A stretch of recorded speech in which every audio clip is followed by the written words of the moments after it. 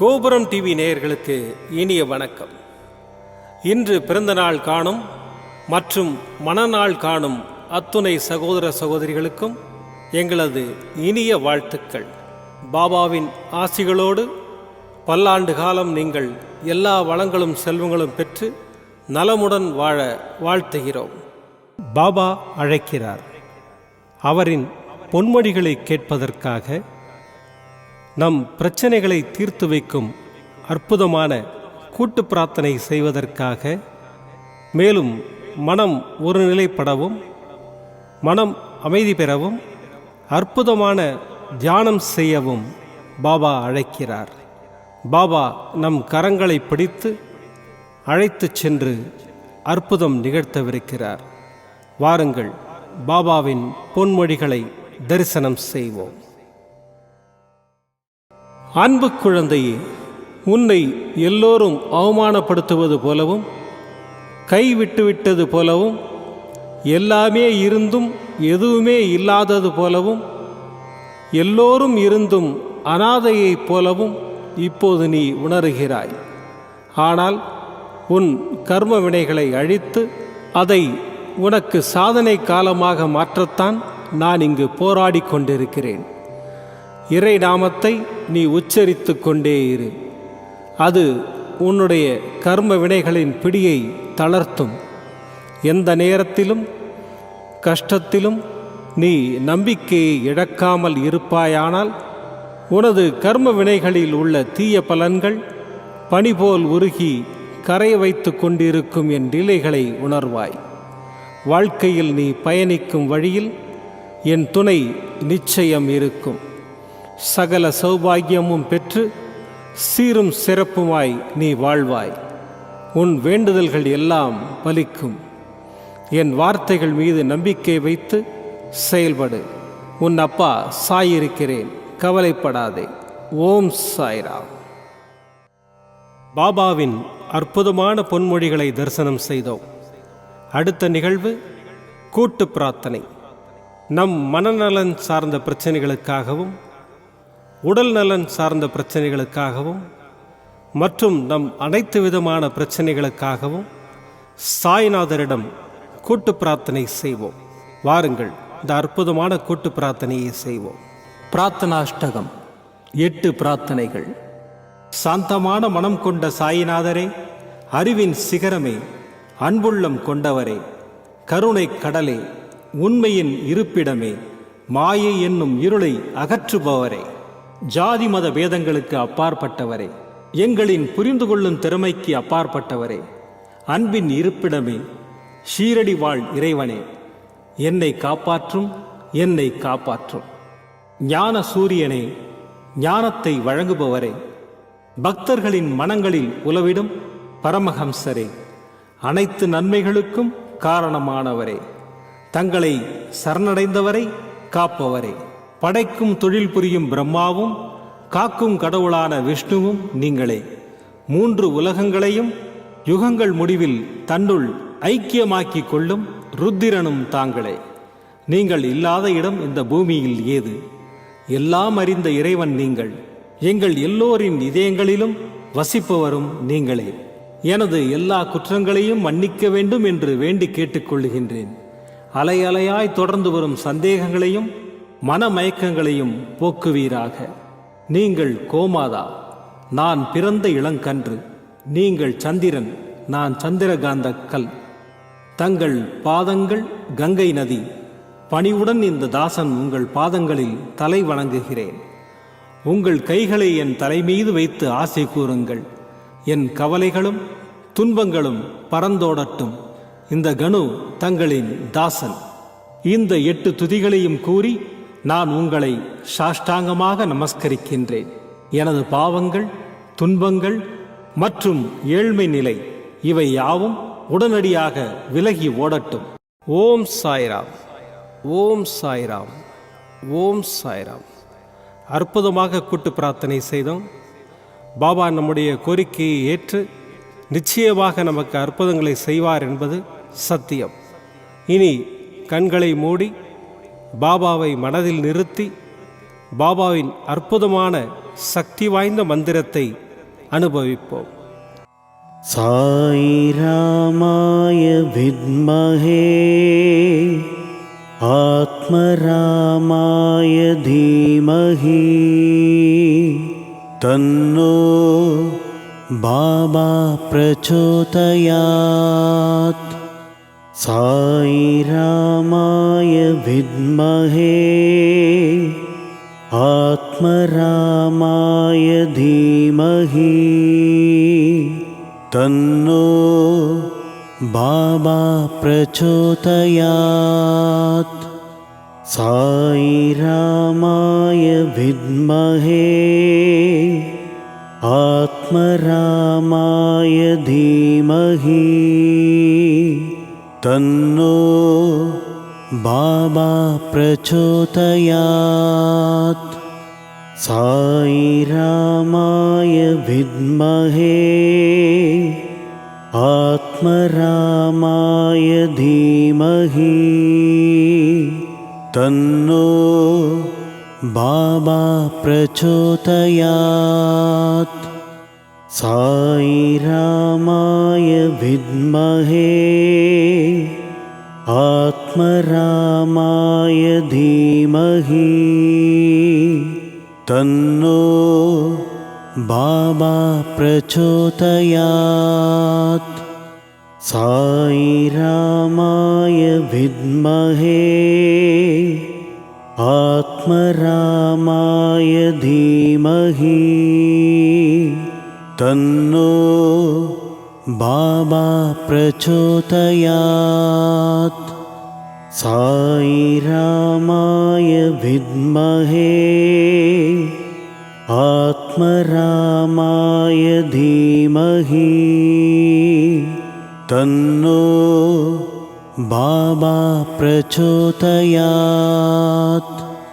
சாயி ராமாய வித்மஹே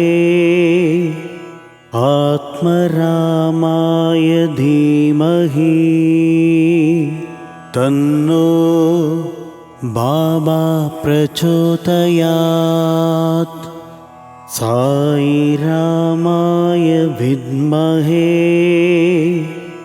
ஆத்மராமாய தீமஹி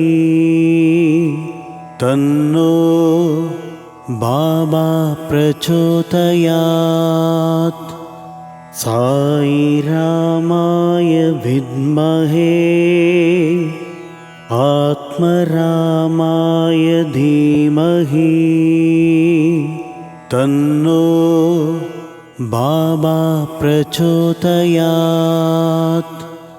சாயி ராமாய வித்மஹே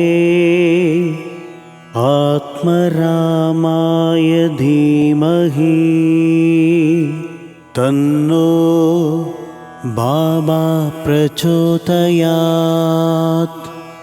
சாயி ராமாய வித்மஹே ஆத்மராமாய தீமஹி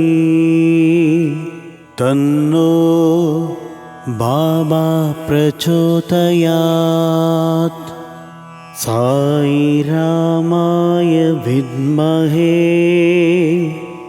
ஆத்மராமாய தீமஹி தன்னோ பாபா பிரச்சோதயாத். சாயி ராமாய வித்மஹே ஆத்மராமாய தீமஹி தன்னோ பாபா பிரச்சோதயாத். சாயி ராமாய வித்மஹே ஆத்மராமாய தீமஹி தன்னோ பாபா பிரச்சோதயாத். சாயி ராமாய வித்மஹே ஆத்மராமாய தீமஹி தன்னோ பாபா பிரச்சோதயாத். சாயி ராமாய வித்மஹே आत्मरामाय धीमहि तन्नो बाबा प्रचोदयात्। साई रामाय विद्महे आत्मरामाय धीमहि तन्नो बाबा प्रचोदयात्। साई रामाय विद्महे आत्मरामाय धीमहि तन्नो बाबा प्रचोदयात्। साई रामाय विद्महे आत्मरामाय धीमहि तन्नो बाबा प्रचोदयात्। साई रामाय विद्महे आत्मरामाय धीमहि तन्नो बाबा प्रचोदयात्। साई रामाय विद्महे आत्मरामाय धीमहि तन्नो बाबा प्रचोदयात्। साई रामाय विद्महे आत्मरामाय धीमहि तन्नो बाबा प्रचोदयात्। साई रामाय विद्महे आत्मरामाय धीमहि तन्नो बाबा प्रचोदयात्। साई रामाय विद्महे आत्मरामाय धीमहि तन्नो बाबा प्रचोदयात्। साई रामाय विद्महे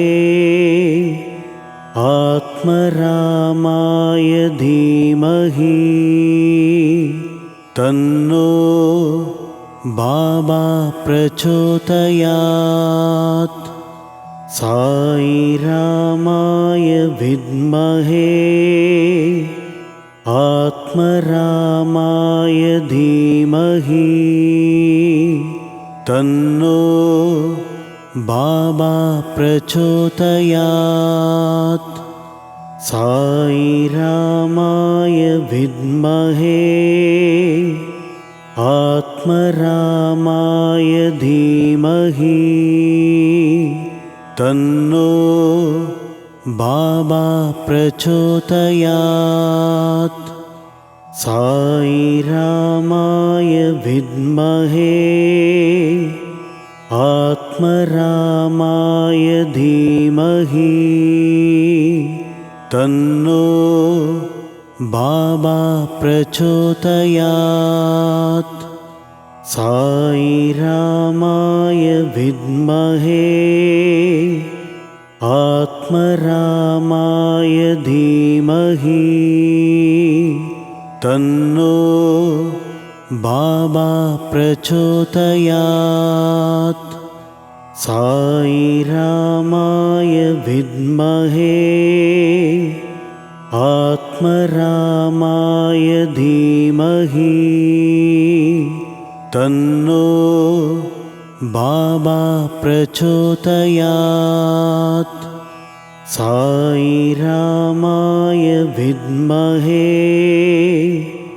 आत्मरामाय धीमहि तन्नो बाबा प्रचोदयात्। साई रामाय विद्महे आत्मरामाय धीमहि तन्नो बाबा प्रचोदयात्। साई रामाय विद्महे आत्मरामाय धीमहि तन्नो बाबा प्रचोदयात्। மீண்டும் நாளை காலை இந்த அற்புதமான பாபா அழைக்கிறார் நிகழ்ச்சியில் சந்திப்போம். நன்றி, வணக்கம். விதம் விதமான பக்தி நிகழ்ச்சிகளை உங்களுக்காக தந்து கொண்டிருக்கிறது உங்கள் கோபுரம் டிவி. உங்களுக்கு பிடித்த நிகழ்ச்சிகளை லைக் செய்யுங்கள், உங்களுக்கு பிடித்த மாணவர்களுக்கு ஷேர் செய்யுங்கள். மேலும் சப்ஸ்கிரைப் செய்வதோடு மட்டுமல்லாது அருகில் இருக்கும் பெல் பட்டனை கிளிக் செய்து கோபுரம் டிவி நிகழ்ச்சிகளை உடனுக்குடன் தெரிந்து கொள்ளுங்கள். மற்றும் ஒரு மகிழ்ச்சியான செய்தி, கோபுரம் டிவி ஆப்பை கூகுள் பிளே ஸ்டோரில் ஃப்ரீ டவுன்லோட் செய்து கோபுரம் டிவி நிகழ்ச்சிகளை தொடர்ந்து கண்டுகளியுங்கள், பாருங்கள், ரசியுங்கள், பரவசமடையுங்கள். gopuramtv.com. பக்தி பக்திமயம்.